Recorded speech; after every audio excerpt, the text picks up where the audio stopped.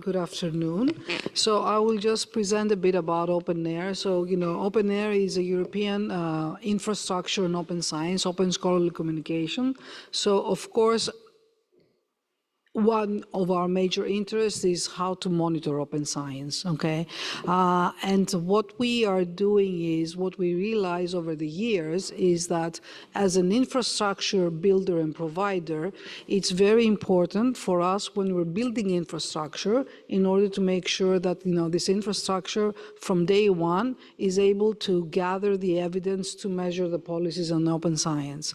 What we understand is that the monitoring can be happen at various levels, as you said, institutional monitor, where they need to take decisions fast, and they need to take decisions that allow organizational policies and researchers. So it's a lot about quantitative indicators when we are moving up ahead, as you said.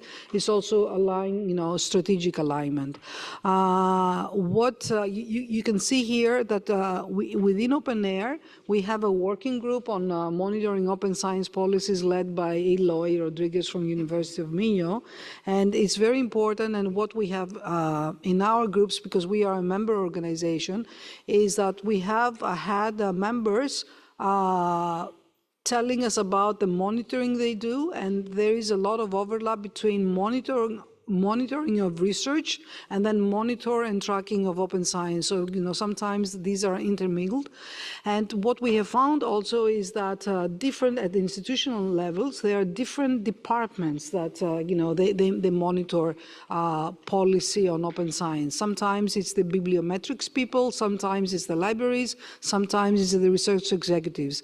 And what we have found also from the RPO perspective is that there is need in order to make sure that these teams within a university somehow know each other and know what they're doing.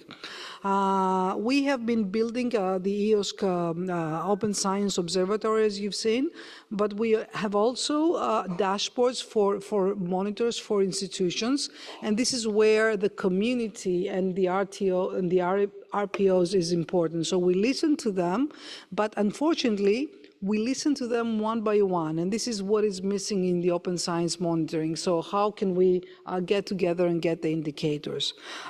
We have been building the Irish Open Access Monitor. Again, this is not an open science, this is open access to publication. And now we will be building one for Greece, but it's going to be the research monitor in Greece, but also open science. Having said that, and if I can go ahead, this is just a diagram, don't pay attention to it, but this is a diagram of an aggregator, global aggregator, that we take data from many places, and people who are dealing with this, they know the intricacies and the challenges that we face. What is the role now of the RPOs? The RPOs, I'm not sure I can do it here, but you will see that upper corner. That upper corner is where we get the data from institutions, from funders. So what we would like to see is that this data that we get from them is good, is open, and it's clean. And this is where the Barcelona Declaration comes into play, because this is an effort, and it should be a global effort in order to make sure that that data, that piece of data that we get at the beginning, it's being at the depositing time, at publishing time, it's good. So what we can do is then we can see how we can monitor science and how we can monitor open science. Having said that, I would like to bring your attention to the COARA group, because open science and open science monitoring, it could be down at the level of individual researchers or at the institutional level.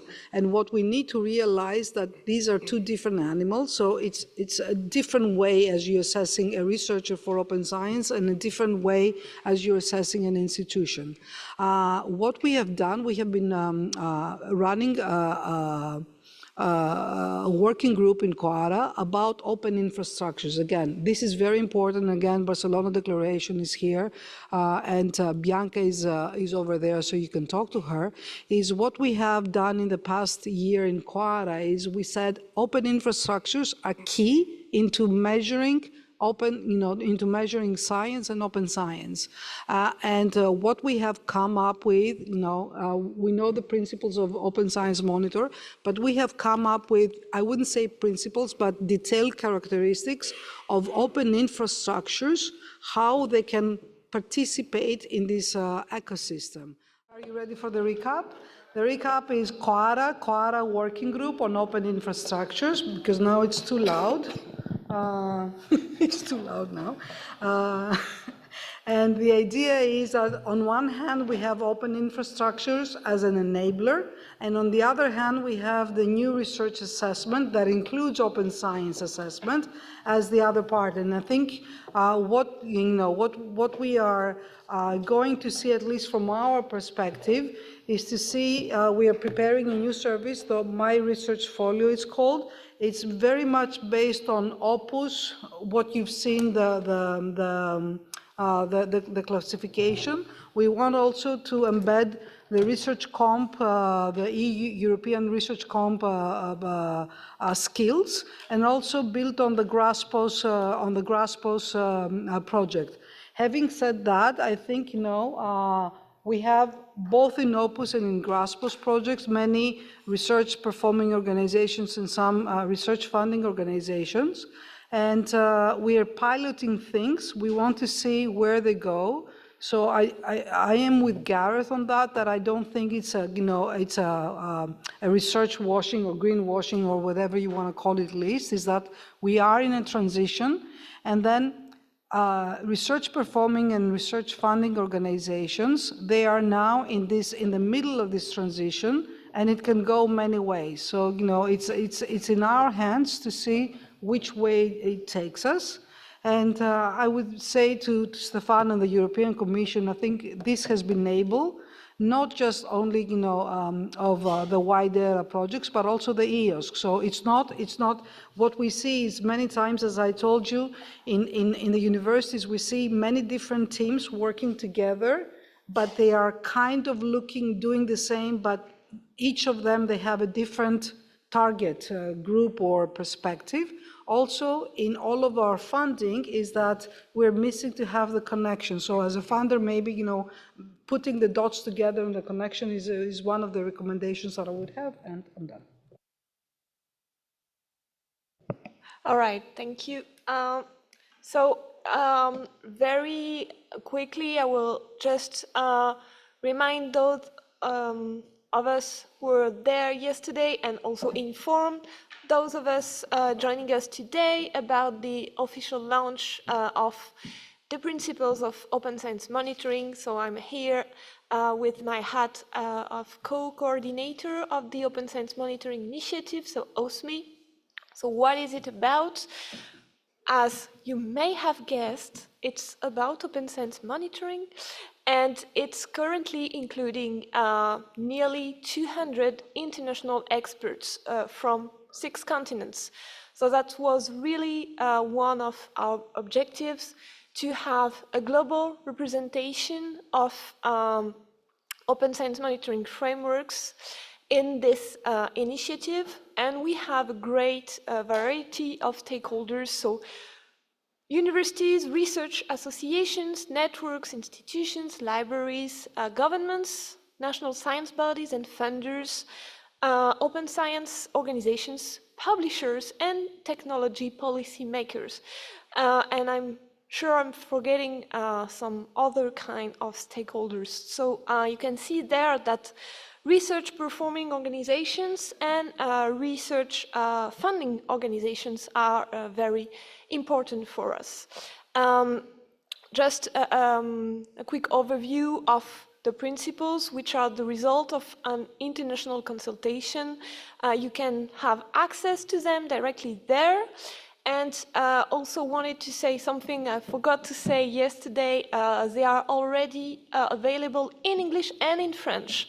but we are looking forward to having more languages, but they are already in French as well. And those principles are really focusing on 3 pillars, so relevance and significance, transparency and reproducibility, and self-assessment and responsible use. So those are really there also to help RPOs and RFOs to create or enhance, improve their open science monitoring frameworks. And just also to tell you quickly about the goals of OSME, which are going behind the principles. Well, it's obviously to promote the worldwide adoption of those principles. As this was mentioned yesterday, we are planning to publish a self-assessment grid for institutions, stakeholders to self-assess against those principles. But we also plan to provide recommendations for technical specifications to implement those principles. At this stage, of course, the objective is not to reinvent the wheel, but instead to rely on many different initiatives already there. I'm thinking, of course, about the Pathos Open Science Indicator Handbook, but there are also many others, and we are looking forward to starting this work now that the principles have been launched. And the global goal, I would say, is to support stakeholders on various levels in monitoring open science practices. And this is also going to be one of the focus of our working groups, because we do have now the principles, but we also have 4 working groups supporting the activities of OSME. And I'm taking again the opportunity to thank 2 of our co-chairs who are here with us today. So Nabila Salisu for Working Group 1 and Michelle Barker for Working Group 2. Thank you very much for your commitment. I also take the opportunity to thank again all the people and institutions who contributed to the principles, because they are really the result of your work, a global work. So currently the biggest challenges for us is, well, to understand existing monitoring practices. Of course, if I take my point of view, I know very well what's happening in France. I have a more or less clear idea of what's going on in Europe, but I'm totally blind for other parts of the world. And that's really something we want to know better, and also to give visibility to open science monitoring frameworks worldwide.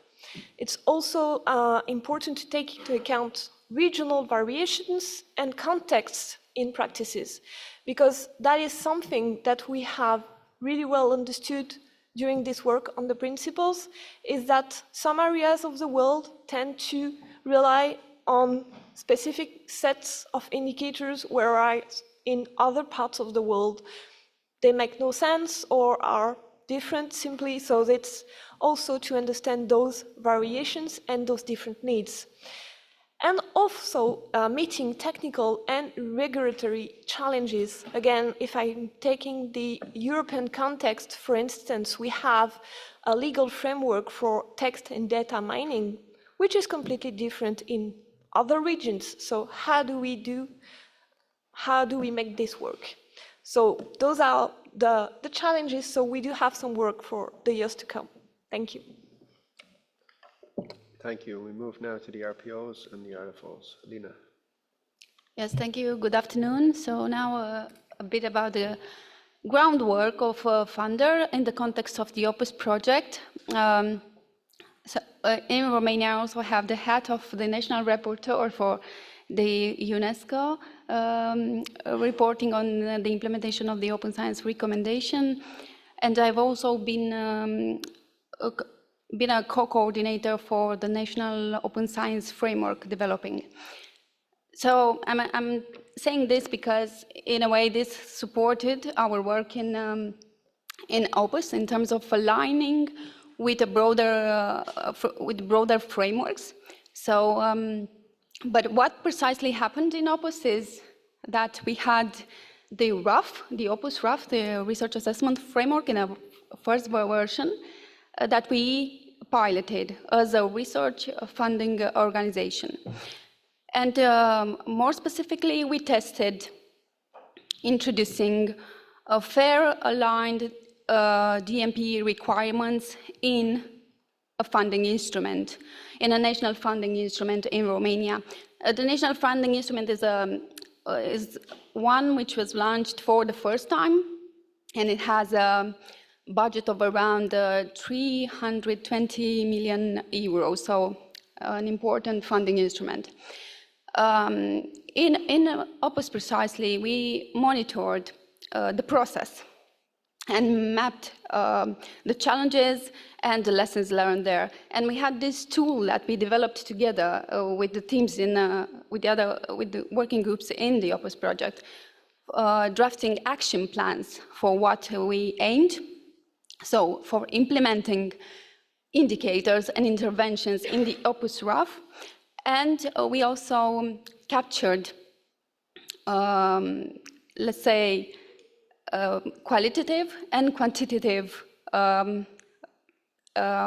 indicators on the process. So we had an iterative and adapting process throughout the piloting, through mutual learning, and in the end, having lessons learned captured in a final report on mutual learning. And this, of course, faded into the final version of the Opus Research Assessment Framework. At the level of the institution, we based our piloting on institutional platforms that we already have. So, and I mentioned BrainMap is an in-house platform that we administrate for some years. It has over 60K users presently, and it's a network of RDI, research community stakeholders. And in there, we have a national open science community. So we reach people interested precisely in open science practices. And there we want to pilot a new researcher profile. So this work is, in a way, linked to what Natalia mentioned, to the work in the RPOs project.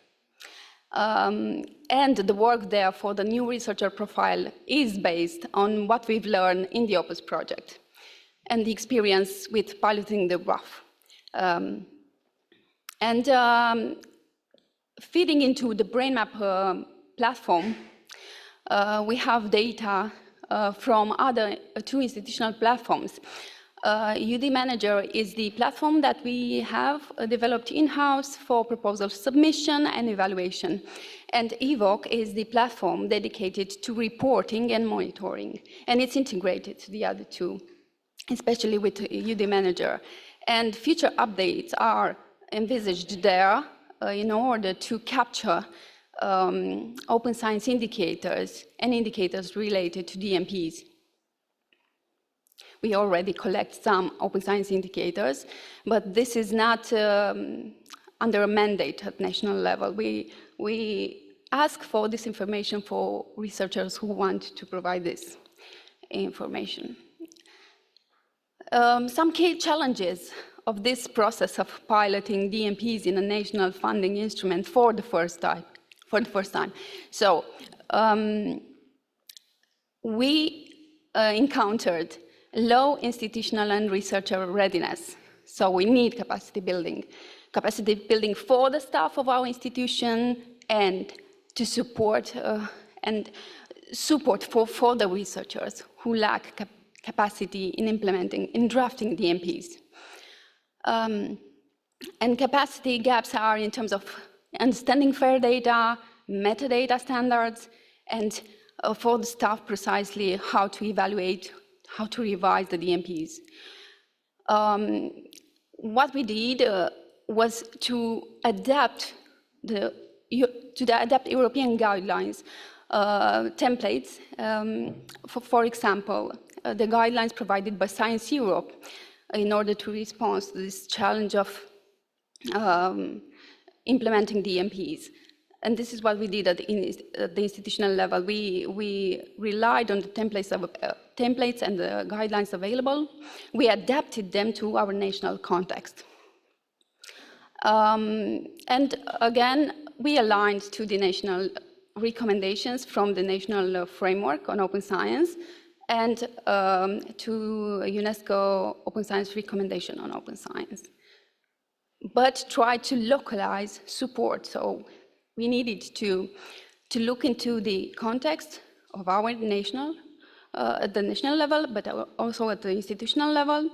And we understood we need to provide the tools to implement the principles, the frameworks, and we're still working on different tools. It's not done yet. So we started this process 18 months ago in Opus, only to introduce DMPs in a funding instrument. So this is only one indicator implementation, but we still have more to work on. Thank you. Thank you, Elena and Natasha. Hello, everyone. Okay, so I will try to build from what Gareth told you at the beginning. At the University of Rijeka, what we did was we selected out of 3 categories that the researcher assessment framework in Opus actually gave us as a menu.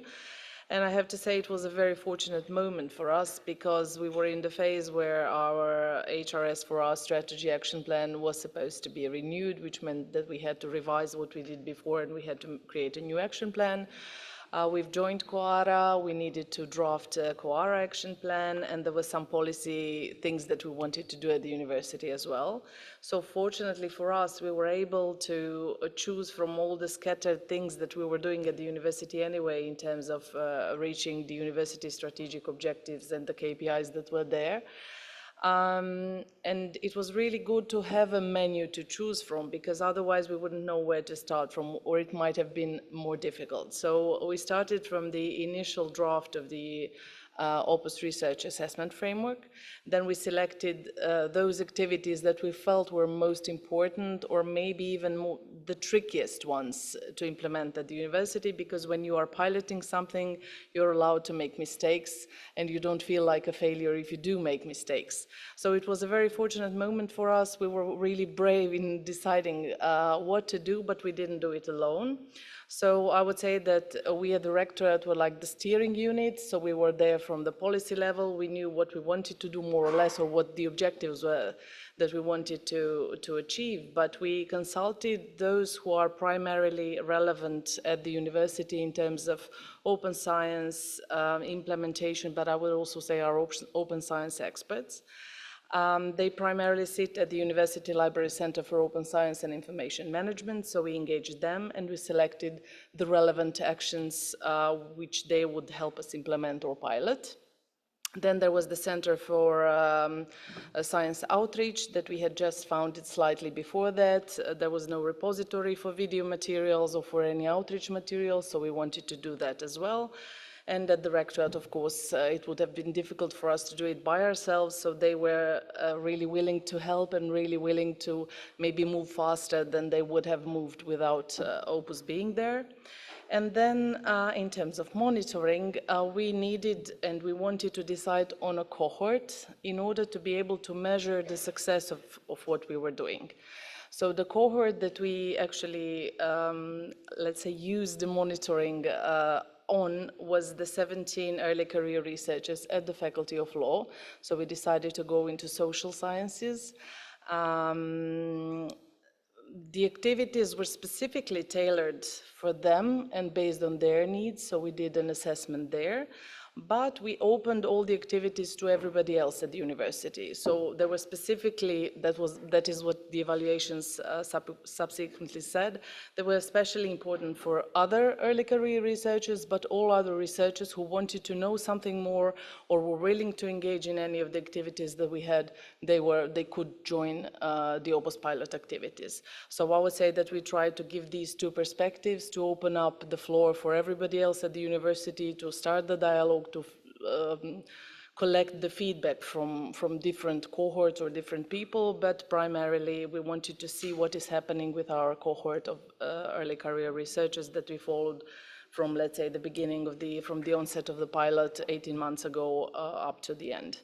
Now, also, as I mentioned at the beginning, we needed some policy changes at the university. We already had an open science policy, but we felt, given everything that was happening globally, not only in Europe, in terms of open science, we felt there was a need to update our policies as well.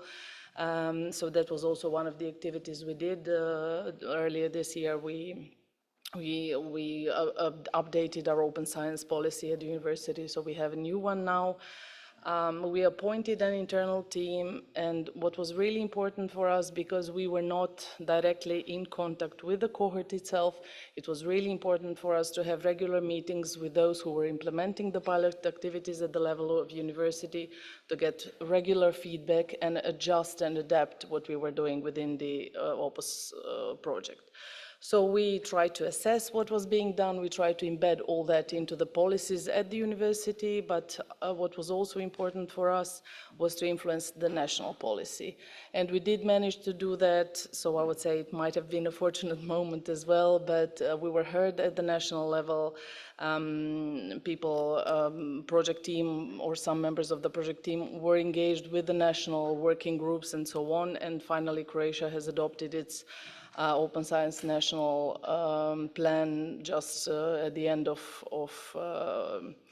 May, so we don't still know how the monitoring will be done, but it is mentioned there. They are supposed to, or they have foreseen following up on the activities that have been foreseen there, or the KPIs.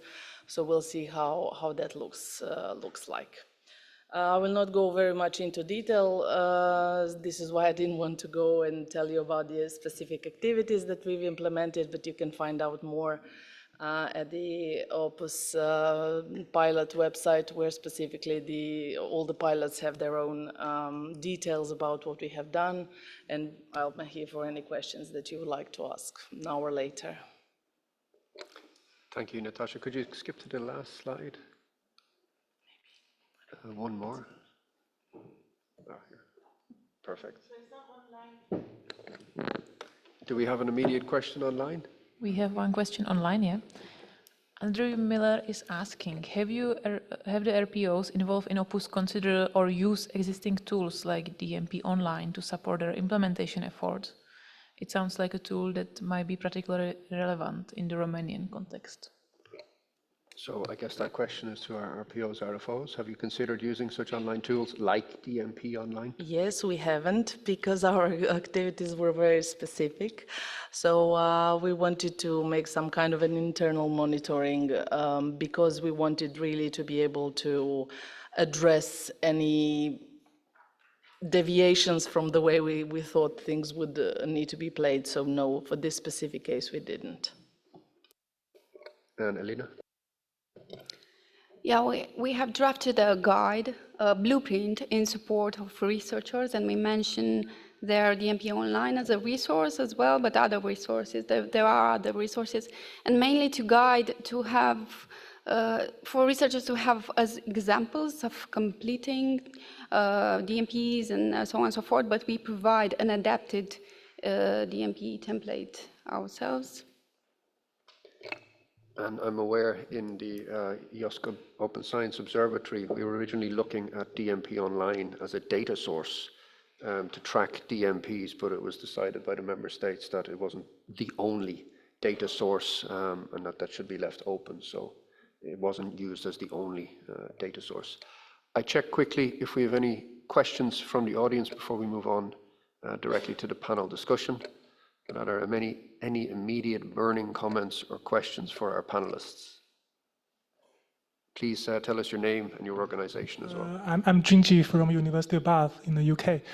My question is how were these participating universities were selected? Like how do you have a balance between being representative and being diverse? Thank you. Maybe I can answer quickly to that. So this was part of a Horizon Europe project, and the consortium that put the proposal together had already selected themselves. So there were 3 universities, 2 national funding agencies that were in the project and had committed both to testing the researcher assessment framework and to actually trying to already start implementing change, given that there's a short duration for the project. So the pilots were already selected at the proposal stage. It wasn't selected afterwards. Maybe I could add to that, that was after we had come with the first version of the framework, we had a lot of national organizations, governments, funding agencies and institutions, also research institutes, that wanted to see if they could start already using this framework to get ideas on how they could reform assessment at their organizations. So maybe just to say that it's not the idea that anybody just takes that framework and deploys it. Rather, it's a kind of box of Lego bricks of options that can be taken into account and then slotted into the existing systems and reformed. Okay, and I check once more for any quick comments or questions before we move on. I see no hands, so I will move forward. So we've heard a lot about the different activities, the different monitoring activities that are taking place over the last couple of days. We are aware of the principles proposed for monitoring by OSME. We have the UNESCO recommendation, which has been implemented and tracked by this survey. We have the EOSC steering board survey on national contributions to EOSC, which focuses on both the implementation of EOSC and open science at the national level. We have monitoring activities taking place at organizational level within the context of the EOSC Association, again focused on EOSC and open science. We have national activities and initiatives such as the French Monitor, and then we have other different monitoring activities taking place at the institutions. So my question to the panelists, and I'll start with Manuel, is how do you see alignment? So how do you perhaps guide the monitoring at the different levels, or how do you see that alignment taking place, and how can we maybe bring some of these different initiatives together? Yeah.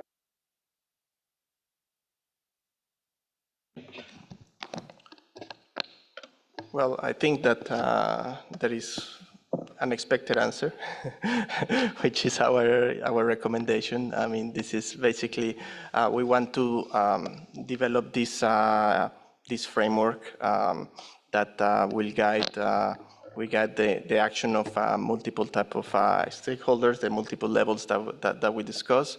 For us, naturally, I mean, our recommendation is the global standard. While we have the different countries reporting to it, naturally you find an alignment. But something that we want to also do is to try to create this feedback loop, to try to understand what it is happening in the world, but then also it helps us to decide what are the trends and where are the gaps, where do we need to act. So I think that that helps align the different countries, institutions, and so on, but it helps us also align ourselves, our action into what is happening, what are the needs, and what do we need to do. Something that I think it's quite important that we do with our GOSPIN platform is that this collection of information, it also helps countries to identify their alignments, their own alignment of the overall policy mix, the overall STI governance. Because when we focus on what are the instruments to implement the different policies, we can, and we also know what are the different policies of these countries, we can provide this information if there is alignment, if there is not alignment, what are the gaps, and so on. So that is from the perspective of national and international perspective. But as you mentioned, I think that there is also, I mean, the peer learning doesn't need to happen only between nations or users. The peer learning needs to also happen amongst all of the organizations that are actually working on this type of initiatives, on this type of monitoring framework. So I think that this is an opportunity to achieve this alignment, trying to learn about the different let's say conceptions that each of our different groups have that led to a particular definition of a particular term and a particular indicator and so on. So, thank you. Natalia, how do you see this alignment? Yeah, but I'm wondering, alignment at which level? At national level? Because there are different kinds of alignment. Okay, national level. I'm going to leave that open to you because we know that they take place at different levels. So we can start with national. So I think, it's a bit different because it's easier when you align at institutional level, because at the institutional and organizational level, they are counting, very concrete things, right? So, it's the alignment is very research specific and excellence and open science based. But when you go up to the country level, then is where you have the continents and the different regions. And I think, the EOSC Observatory, from our experience, is one of the very good ways, long-term process, the learning what we heard today. But at the end of, 3 years, around 3 years, we have a very good understanding about member states, what matters to measure, how to measure it. Now, when you go outside Europe, okay, and then how Europe aligns with other continents or regions, that's where the issue is. And in some cases, I think, we should start very simple with some very basic indicators, some very core things that matter for all, and take it from there. So this is, there are ways to go forward. It's just, go simple and start building up. Leticia? Yeah, thank you for the question. I think that OSMI is aligning through 3 different ways.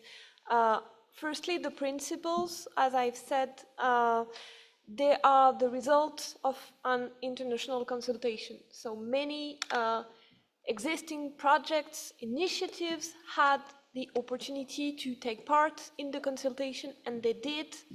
And I really do think that the final product, I would say, is somehow aligned with many different priorities, and we really put the focus on that, so that everyone can take something from those principles. So this is the first way to align.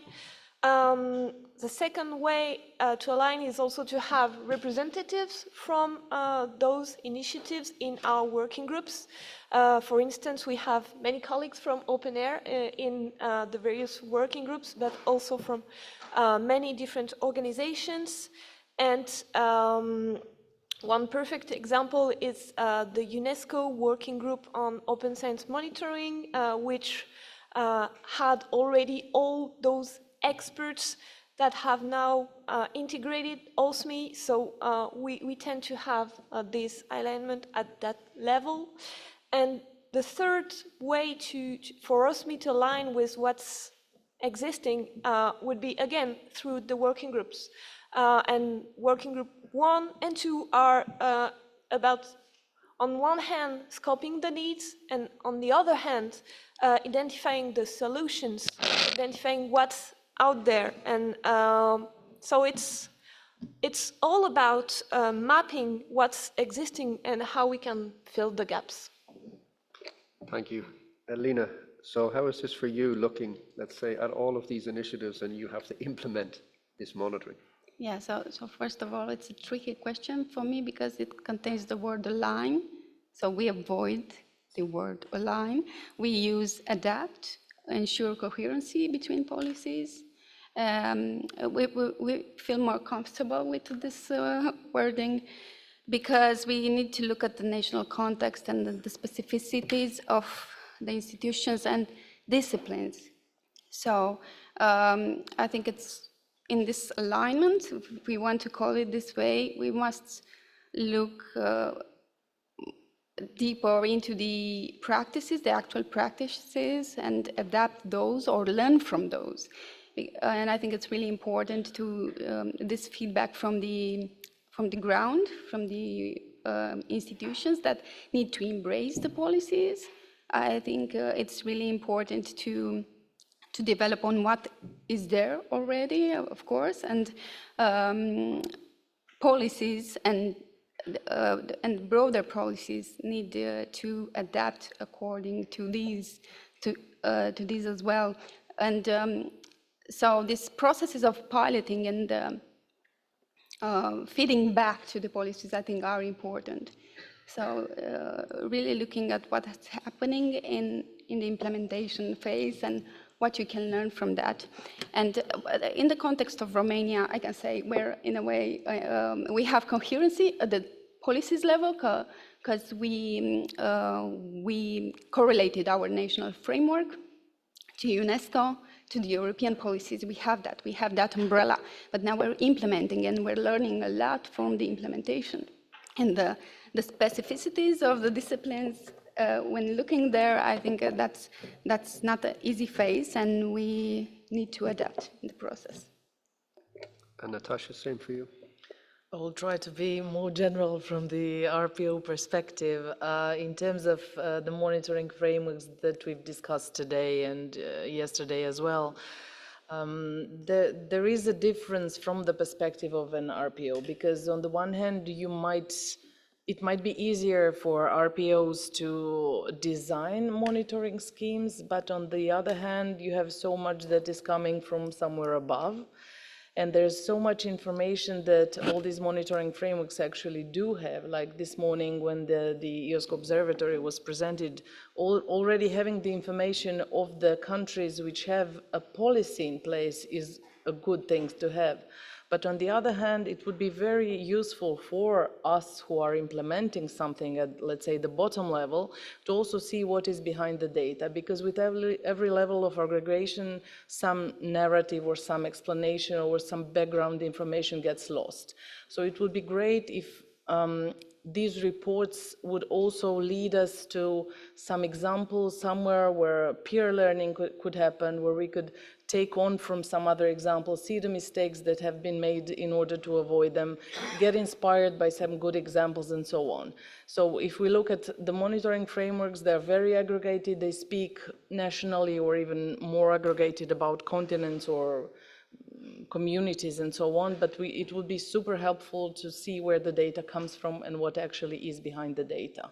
So it would also help in having the common understanding on what actually is meant by open science, what are the principles that we all feel are important, and maybe those that are disputed in different countries or different contexts and so on. And then there is another element that I feel is not important at any other policy level, but is important at the level of individual institutions or research performing institutions. In our case, it is rewards, because we have to think about how to reward the practices that we feel are positive and those we would like to encourage. I don't think that the national levels or even higher than that actually think about rewards, but this is very important, because whatever we are trying to implement, it was also the case with Opus pilots. When there is a purpose of something being done, when there is a reward after that, no matter whether it is because something is considered in the research assessment or anything else, it is easier for people to get engaged. Otherwise, you have some enthusiasm, but more or less it's a short-term thing. And if I understand it correctly, and I've heard it a couple of times over the last couple of days, that use cases or examples would be useful for you in terms, I guess, of principles, in terms of indicators, in terms of practices, right? Absolutely, because it's easier when you know where to start from, when you get inspired by somebody, instead of trying to do something by yourself from scratch, because there's a lot happening everywhere globally in any kind of context, and it's great to see what's happening because you get inspired, you adapt it to what you need. Of course, somebody said this morning, you can't really take something and then just do it. You have to adapt it to fit into your strategies, your goals, what you want to achieve, but it's a lot easier when you already have something, you have a monitoring framework, you have ideas, you have something to start from, so yes. One of the outcomes of the surveys for the IOSC steering board was use cases, best practices, examples of the different implementations of open science at the national level.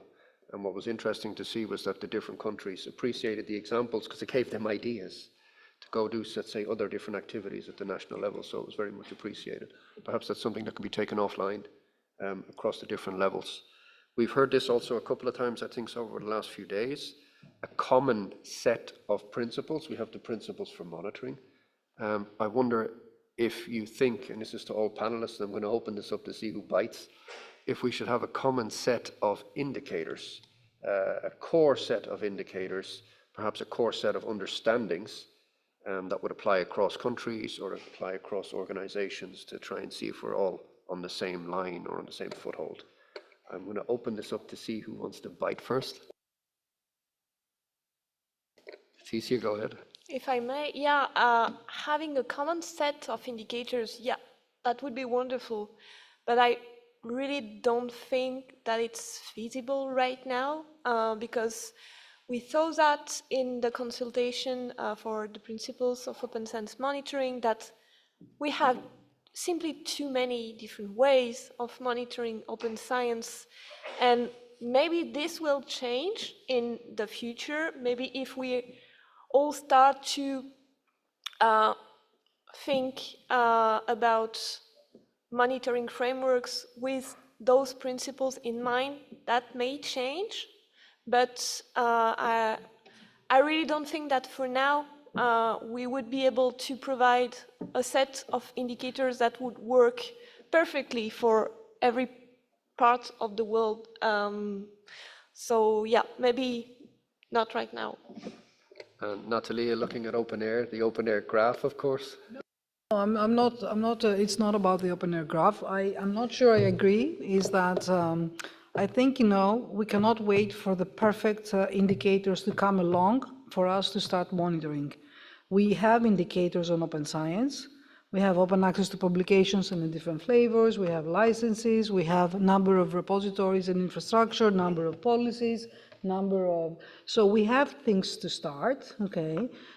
Maybe it's going to be a limited set, but we should not just limit ourselves in not measuring because, it's not going to be perfect around the world. I think, the world has a lot to learn from the critical mass that they do have these numbers somehow, one way or the other. I mean, through a survey, through data, through evidence, but...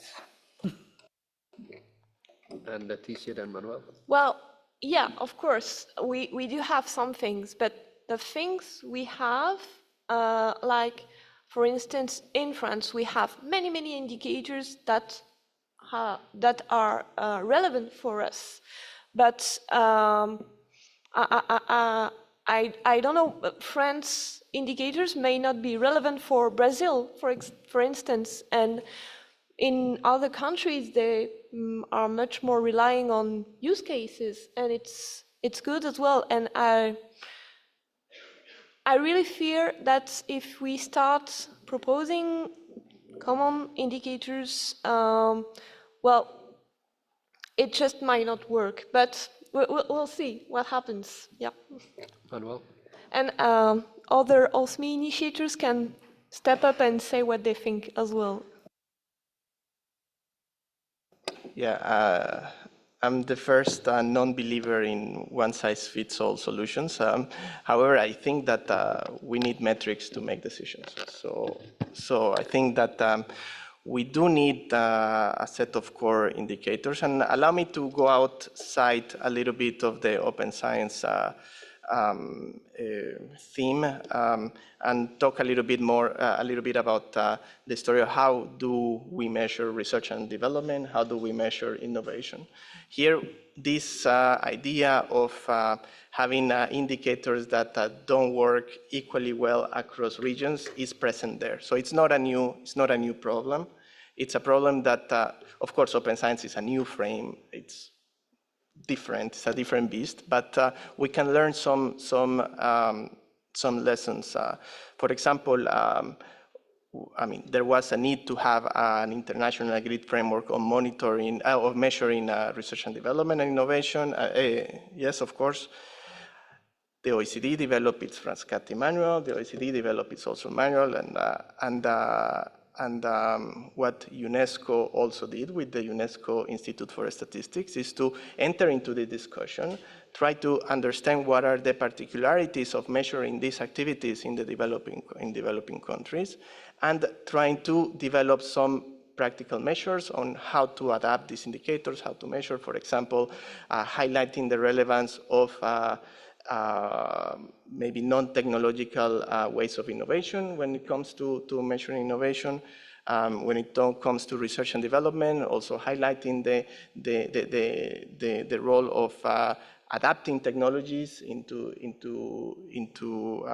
which is something that developing countries do. So taking into account all these different realities into the development of the indicators, into the measuring of the indicators is quite important. So basically, to summarize, I think that we do need this core set of indicators, but on top of that, we need some work to understand how do we adapt these indicators into the realities of the rest of the world.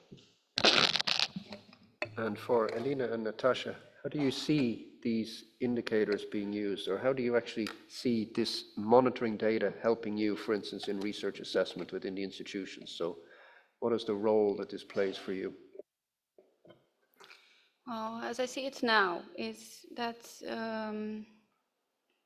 we need reference indicators, so a shopping list to pick from and adapt according to different assessment instances, combining the qualitative and quantitative indicators, and also if we think of how to measure them, I think common methodologies could help, maybe.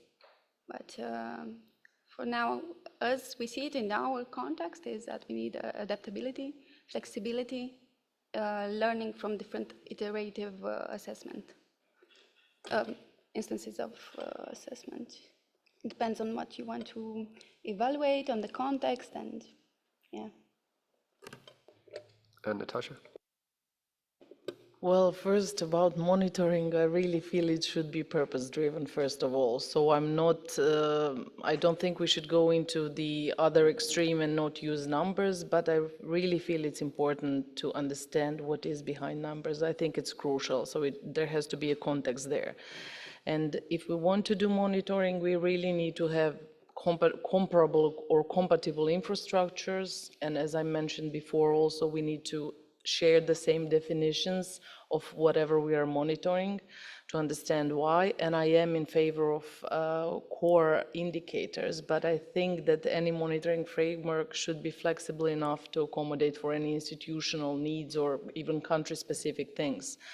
As I mentioned this morning, because it's fresh in my mind, the EOSC Observatory, the information there is basically yes and no. It's not very quantitative. So does this country have a policy? Yes. Does it follow up on publications on, I don't know, whatever the aspects were? So this is information that is really important for policymakers at different levels.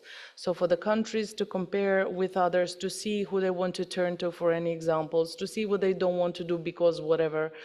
For institutions to understand how to maybe push something that is nationally not that relevant, but they feel that it is very important for institutional strategies and goals and so on. So I would say that we have to be really careful where we go, because of course we have to adapt, we have to be flexible, but it would be a pity given everything that has been done, so much information that is around, and I'm not just talking about data, but the very complex things that we have globally. It would be a pity not to have specific websites or one-stop shops where we could go and look for what is happening in the world globally. Natalia? If I can add to that is, indicators, we should not be afraid of indicators, they're not the anathema, but I think the word in pathos is really good, because the handbook of indicators, it's how to responsibly use them, okay? And it's not just about adapting the indicators when you're doing, it's how you're interpreting the indicators based on your context. So we should not be scared of indicators. We should be, cautious and, conscious of how we analyze the indicators, the numbers. That's what I would. And I have a question for the other panelists. Who is going to decide what are the core indicators? Natalie? Stefan can help me here, but the ERA monitoring, we provided with a lot of indicators. They were not, they were not ready to adopt them, so they just came one indicator for open science, open access to publication. Do we agree with them? Probably not, but this is the context, and then when you get this thing is that the indicator by itself is not a bad indicator. How you interpret this indicator. So if I have 80% open access in my country, should I see if I have the infrastructure, the green infrastructure, the diamond infrastructure, do I have that in place? If I have DMPs, and a high level of DMPs, I should interpret it to see, do I have a policy? Do I have made for sure the infrastructure? So interpretation is key here, and it's the analysis. Indicators, if we gather, let's say 100 of them, okay, they're not bad. Who considers to be core? Then it's Natasha's, what Natasha said. I think it's, based on what you want to measure, based on your objectives, what is it that you're looking for? So, I agree with Natalia. You have to listen to me. That's obvious. Just kidding. I think it's also important. Open science is very important for societies in general, in terms of impact, in terms of what it can bring and what it can do to the research results being out there, open for the use of solving societal issues. But if we use the monitoring as obligatory instruments that are linked to funding, to assessing, and so on, it would be an issue that I would not very much like to see. So I feel that would be something where we would lose the good things that are linked to open science, so we would have to be really careful what we do with the monitoring tools. I would really advise against being regarded in the wrong way. Did you want to respond?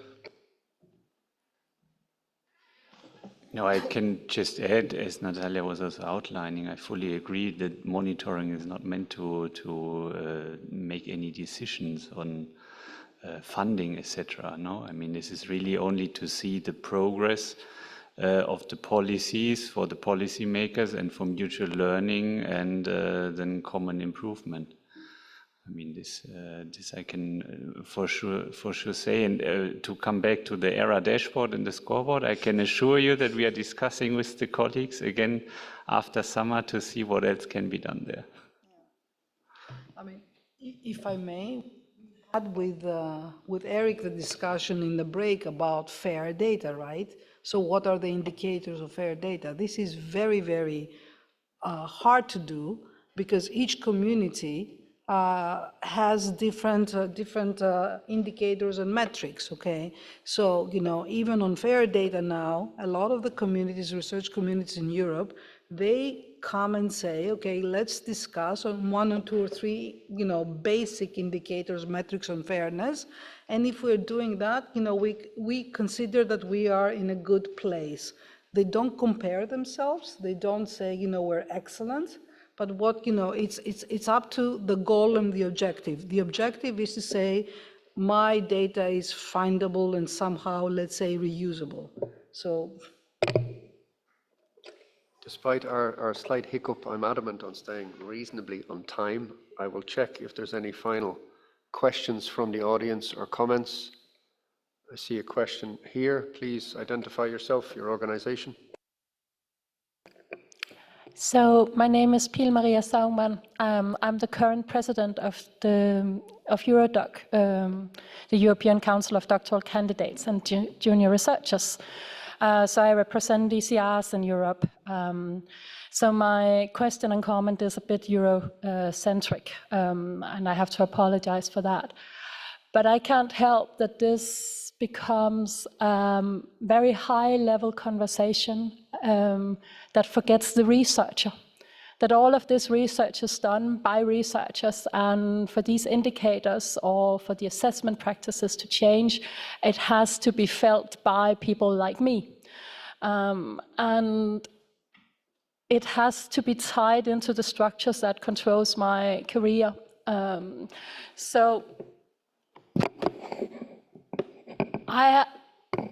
what we see in Eurodoc currently is that when we try to compare across Europe then there are post the PhD, there are habilitation or examination-like structures. And if we don't embed all these research assessment practices, whether they ties to open science or not, if we don't embed them into those post-PhD structures, then all of this is void. And the conversation about habilitation and post-PhD examinations is completely lacking from the conversation.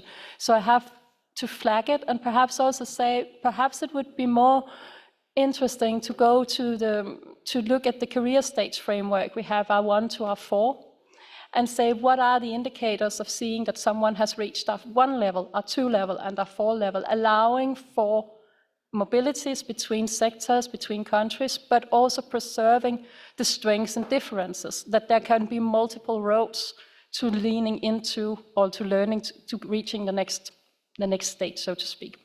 Thank you. I apologize for the lengthy comment. And I look at the panelists, so the role of the researcher, how do we include them more, their different activities, support them more, especially in terms of open science? Well, I hope I can respond to this, but to tell you from our context, so for example, when we talk about introducing new requirements in funding programs, we think the broader framework and broader framework of policies. So we don't want to push for change that hard if we don't have solutions for different instances of assessment. So when we say we want to transition to open science, we think how this impacts individuals, institutions, and the national level. So we try to correlate the policies, the national strategies with the funders' practices and institutional practices. Because at the level of the funder, when we ask for new requirements like DMPs in funding instruments, we think, how does this impact the career of researchers? And does this burden the career of researchers? And yeah, we align to the national policies, but does this align to the evaluation practices and policies, looking at the institutional level as well? So what I want to say is that we are really, paying attention to introducing new indicators in the funding instruments, in our case as a funder, because we need to understand how this impacts the whole system.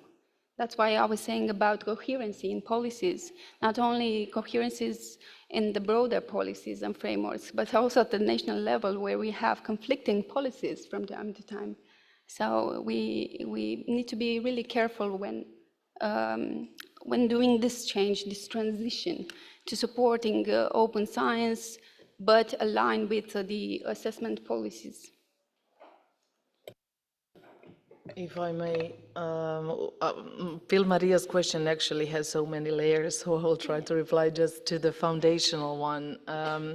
What we feel is really important in terms of, it goes beyond monitoring actually of open science, but we feel it's really crucial for open science efforts, as many other things as well, to be embedded into researcher assessment, because the current system, as we know, relies on so many numbers and quantitative indicators, and does not allow any diversification between researchers. It's difficult to assess the quality of people you're getting into the team if you look at everybody within the same bottle, which means that if you have a team, you need specific competencies, but currently you're not allowed to take on board people with specific competencies unless they align also with the criteria that are there, very quantitative and very responsive. So what we are trying to do is push towards more open researcher assessment, allowing for other aspects and other contributions of specific researchers into the careers or into PhDs or whatever we are doing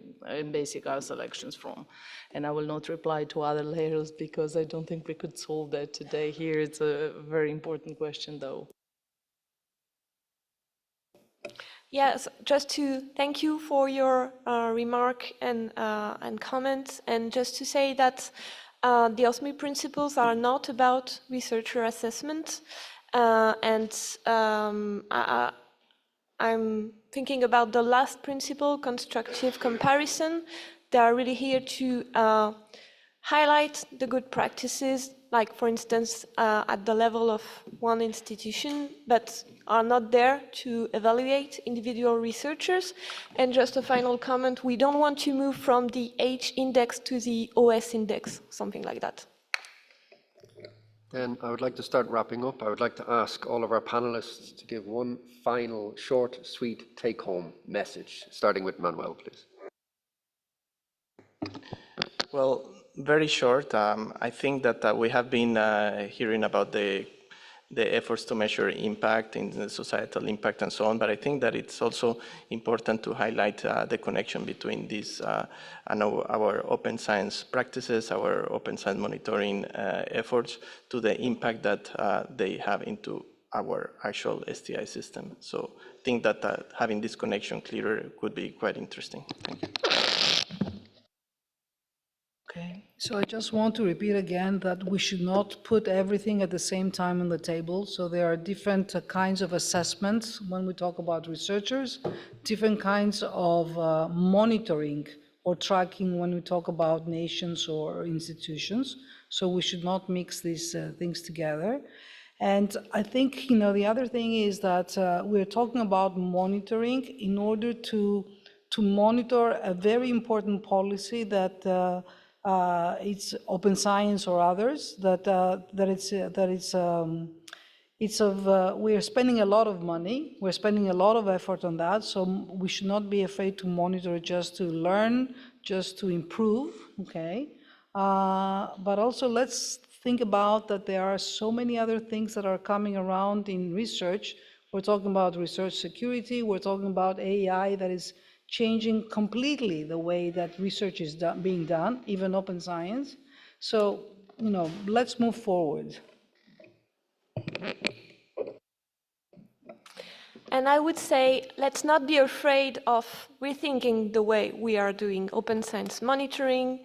And I'm very much looking forward to see how the principles are now being adopted by all kinds of stakeholders. And we'll see in a year or so how things have changed.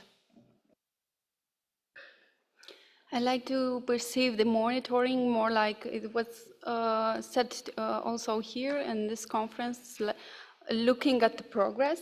So, I think that we need to focus to work collectively in developing the instruments, the tools which help researchers embrace the change, open science, the tools, the instruments which translate the principles, the policies into practices in real life. Well, my message would go to policymakers at all levels, not to burden the research performing organizations and taking into consideration the limited capacities that we have for the reporting as such. But on the other hand, I would also really suggest any institution that wants to do something, even though it is not required, maybe to go for it, to look for what is out there and try to implement, pilot, or introduce as small changes as they are. They will bring some kind of an advancement to the institution. And also for policymakers to engage stakeholders. I see that is happening at all levels, and I'm happy to see that because we are often consulted, and I think it's important because we all just mainly see things from our perspective, and we have to look at the common good, let's say, when we're doing something. Okay, so first off, as we wrap up, I'd like to thank all of our panelists for their contributions, so thank you.